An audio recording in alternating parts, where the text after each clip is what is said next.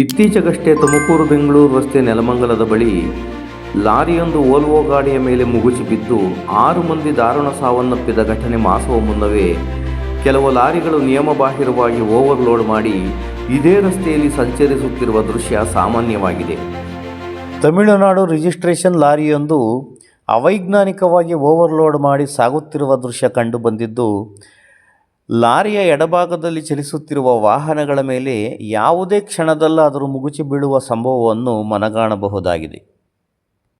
ಬೆಂಗಳೂರು ತುಮಕೂರು ಹೆದ್ದಾರಿ ರಸ್ತೆಯನ್ನು ಚತುಷ್ಪಥ ರಸ್ತೆಯನ್ನಾಗಿ ಪರಿವರ್ತಿಸುವ ಕಾಮಗಾರಿ ಕಾರ್ಯ ಪ್ರಗತಿಯಲ್ಲಿರುವುದರಿಂದ ಈ ರಸ್ತೆಯಲ್ಲಿ ಬಸ್ಸು, ಕಾರುಗಳಲ್ಲಿನ ಪ್ರಯಾಣಿಕರು, ದ್ವಿಚಕ್ರ ವಾಹನಗಳ ಸವಾರರು, ಆಟೋಗಳಲ್ಲಿ ಸಂಚರಿಸುವ ವಿದ್ಯಾರ್ಥಿಗಳಿಗೆ ಈ ಓವರ್ಲೋಡ್ ಲಾರಿಗಳು ಅಪಾಯಕಾರಿಯಾಗಿ ಪರಿಣಮಿಸುವ ಸಾಧ್ಯತೆಯಿದೆ.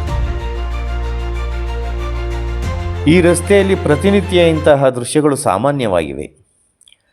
ಆದರೂ ಇಂತಹ ಓವರ್ಲೋಡ್ ಲಾರಿಗಳ ವಿರುದ್ಧ ಸೂಕ್ತ ಕ್ರಮ ತೆಗೆದುಕೊಳ್ಳಬೇಕಾದ RTO ಅಧಿಕಾರಿಗಳಾಗಲಿ ಅಥವಾ ಪೊಲೀಸ್ ಅಧಿಕಾರಿಗಳಾಗಲಿ ತಮ್ಮ ಪಾಲಿನ ಕರ್ತವ್ಯ ಪಾಲಿಸದೆ ಕ್ಯಾಸಂದ್ರ ಹಾಗೂ ಪಾರ್ಲೆ ಫ್ಯಾಕ್ಟರಿಯ ಟೋಲ್ ಬಳಿ ಚಿಕ್ಕ ಪುಟ್ಟ ವಸೂಲಿಗಳಿಗೆ ಮಾತ್ರ ಸೀಮಿತವಾಗಿದ್ದಾರೆ ಎಂಬುದು ಈ ರಸ್ತೆಯಲ್ಲಿ ಪ್ರತಿನಿತ್ಯ ಸಂಚಾರ ಮಾಡುವ ಪ್ರಯಾಣಿಕರ ಆರೋಪ.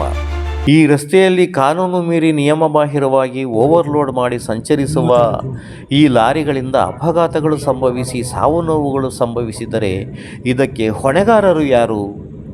ಪೊಲೀಸರ, RTO ಅಧಿಕಾರಿಗಳ ಅಥವಾ ಹೈವೇ ಪೊಲೀಸರ? ಇದಕ್ಕೆ ಸರ್ಕಾರವೇ ಉತ್ತರ ನೀಡಬೇಕಾಗಿದೆ.